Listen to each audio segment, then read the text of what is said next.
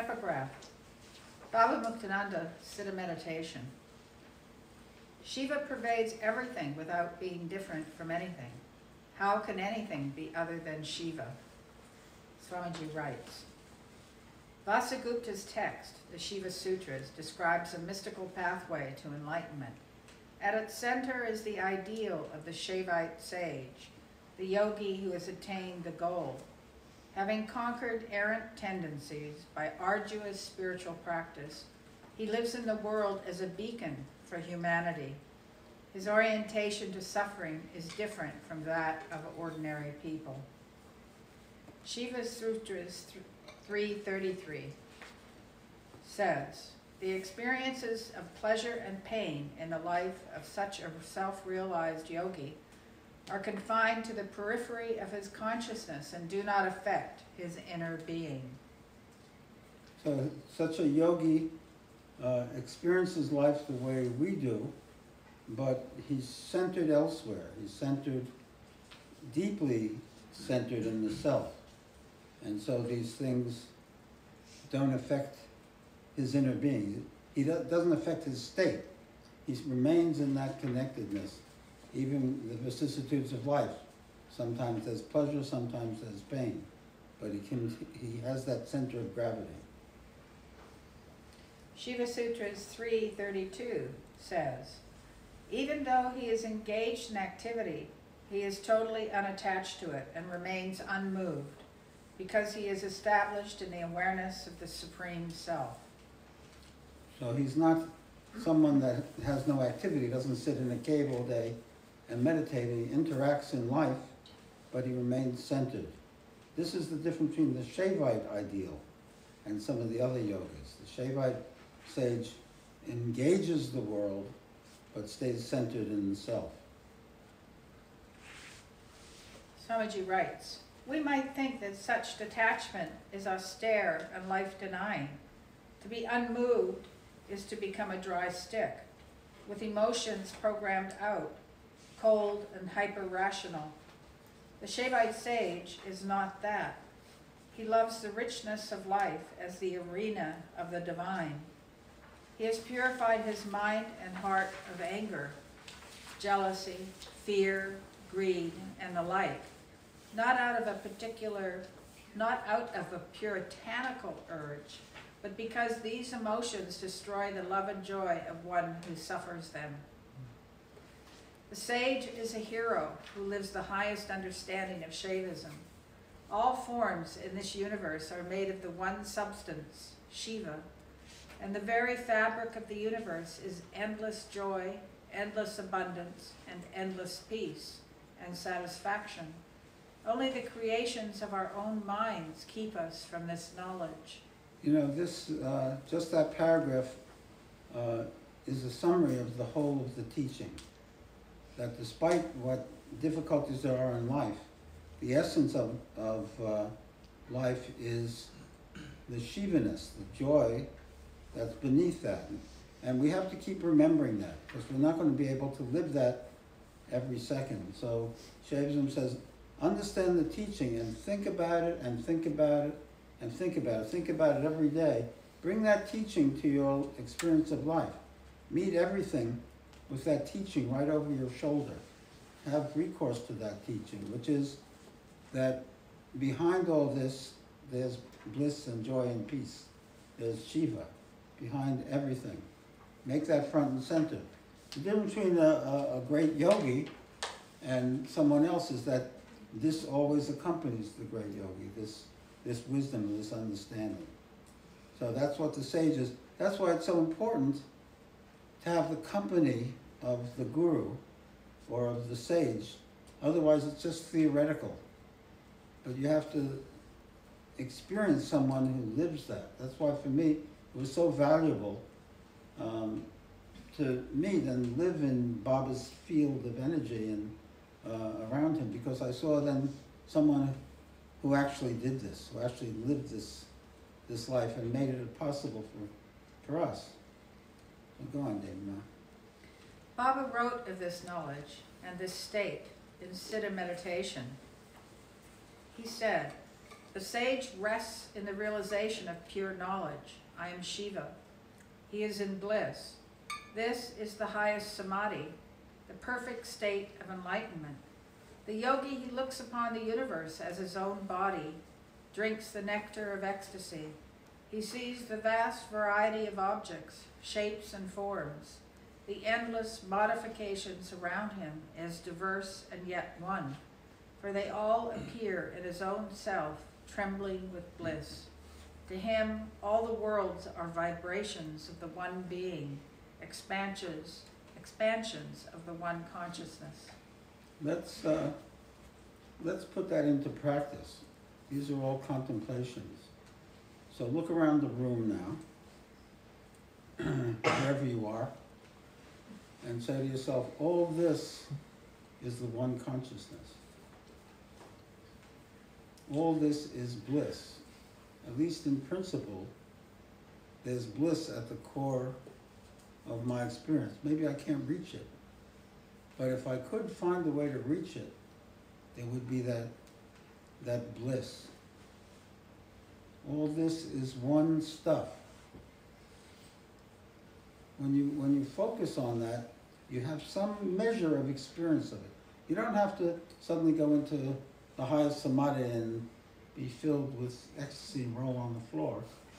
But if you do contemplate it, you'll get something, even just a little soup song, smidgen of it. You'll have some intuition of it. So it's good to constantly brood about these things.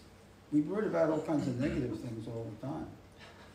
So to think about these noble things is really, really valuable. Go ahead. This state is the goal of Kashmir Shaivism. The great Shaivites always have this goal in mind. The Yoga of Shaivism joins right understanding to right action, and joins philosophy to yoga sadhana, a powerful practical technology of self-transformation is harnessed to achieve the goal. Shaivism describes the creation and order of the universe, the process of involution, whereby original divine pure consciousness materializes, vibrating at grosser and grosser frequencies. Once conscious beings find themselves in manifestation, they ask, who am I? What am I doing here? What is this universe? Why do I suffer? When did you first ask yourself, what's going on here? What the hell's going on? Who am I? What's the purpose of life? What is this all about? Do you remember asking that question to yourself? Everybody here is a pretty established yogi or yogini. So some of these questions wouldn't be far. There are many, many people in the world, probably the vast majority, who never ask questions like that. But when it's time to move towards the spiritual path, these questions start to arise. So I remember just before I went to India, they overwhelmed me, the intensity of this questioning, and also the feeling of disappointment in all the methods for happiness that I had found. Incredible disappointment, and I became one-pointed on finding a teacher. The Shaivite yogi reverses the process of creation within himself. He evolves. He reclaims the source of joy and destroys the illusion of duality. This feeling of duality, I am a separate individual at war with the world, he regards as the source of all suffering. So these two processes, the movement from the center out, which somebody has called involution, and then it's interesting to compare it to Darwinian evolution, and then the movement from matter back to consciousness is evolution, or spiritual evolution. To evolve means to get closer to the center. So this is the movement. We move away from pure consciousness into matter, and back from matter into consciousness. And so that's an interesting statement, formulation of our bondage, our predicament. I am a separate individual at war with the world. That warfare is very key. I'm at war with the world, because the world doesn't give me what I want. I'm always struggling against the tendency of the world to deny me what I want and to give me what I don't want. Perfect example is the present world situation. Who the heck wants that? Not one of us wants it, so we're in a war with it. And so to attain the goal of yoga is to give up that war in some way and to flow with reality, flow with what the divine gives us. Okay. Next section, Kashmir Shaivism and the Modern World. Swamiji writes, in the years I have been teaching Kashmir Shaivism and meditation, I have seen a significant awakening of interest in holistic knowledge. This constitutes a shift from exclusive concern with conventional education to a new emphasis on or discovery of second education. Our view of life, reflected in medicine, psychology, religion, and the arts, has become more spiritual. Through the roots of such a change are ultimately found in divine will. Currently, it might be traceable to the counterculture of the 60s. For the first time, the materialistic and mechanistic thinking that underlay the older culture was opposed on a mass level. Today, there is a growing interest in meditation and spiritual development, and it is no longer a counterculture. Many people have contact with the Eastern practice and philosophy, the concepts of reincarnation, liberation, and yoga. People are simply more open to meditation and more interested in looking within themselves. This opening is no longer accompanied by a spirit of revolution or extravagant lifestyle as in the 60s, and so it is perhaps less visible. Everyone is doing yoga and meditating these days, while only the very radical bohemian hippies were doing that in the 60s. So. Among Eastern philosophies, Kashmir Shaivism is uniquely suited to the Western mind. It validates the material universe. It adds insight and a wider context, expanding but not contradicting the scientific view. Modern physics has penetrated behind appearance and found a common substratum. Cheese and aluminium are both made of the same subatomic particles. Today, physics tells us that the substratum of the universe is vibrating energy. Kashmir Shaivism agrees with this strikingly monistic view and asks further questions. What is the mind? Who is the observer of this energy? Are we forever trapped in a basic duality, mind and matter, the viewer and the viewed? Kashmir Shaivism provides an illuminating answer.